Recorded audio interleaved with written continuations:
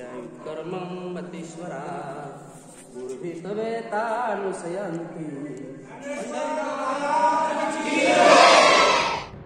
गेल्या काही दिवसांपासून या बाबांचा व्हिडिओ तुम्ही सोशल मीडियावरती पाहिलाच असेल। पाण्यावर तरंगणारे बाबा म्हणून सगळीकडे त्यांच्या नावाचा डंका वाजतोय। हिंगोलीचे हरिभाऊ बाबा अशी त्यांची ओळख। ज्ञानेश्वरीचं पारायण आणि फलाहाराच्या जोरावर पाण्यावर तरंगण्याची सिद्धी प्राप्त होते असा दावा सुद्धा त्यांनी केलाय।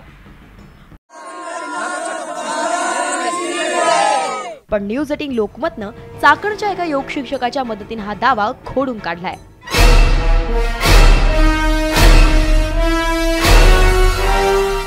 पाण्यावर तरंगणे यात काहीच रॉकेट सायन्स नाहीये।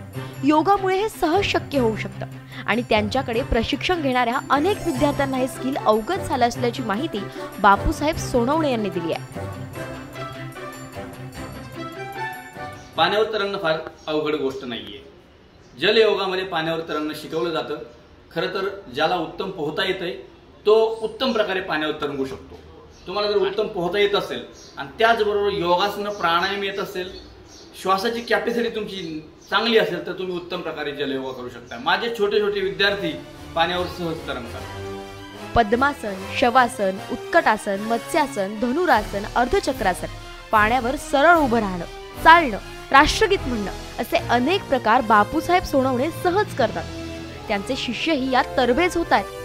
हातपाय न हलवता 4 तास सलग पाण्यात तरंगून राहत योगासन केल्यामुळे त्यांची OMG बुक ऑफ रेकॉर्ड्स आणि इंडिया बुक ऑफ रेकॉर्डनं सुद्धा दखल घेतली आहे।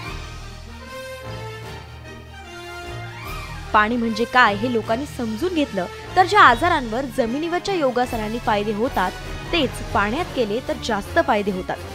तसंच दमछाक होऊन जे मृत्यू होतात तेही कमी होते। म्हणूनच पाण्याविषयी लोकजागृती करून जास्तीत जास्त लोकांना वाचवणं हा आपला उद्देश असल्याचं सोनवणे सांगतात। आणि त्यांनीच हे सिद्ध करून दाखवल्यामुळे हिंगोलीच्या बाबांचं भांड मात्र फुटलंय।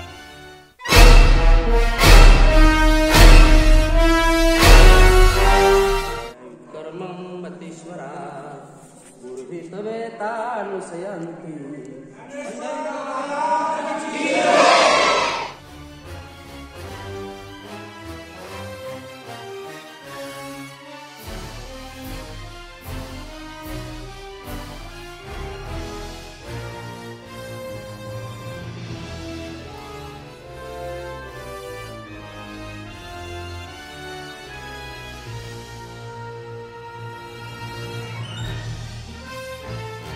रायचल शिंदे, न्यूज 18 लोकमत, चाकण, पुणे।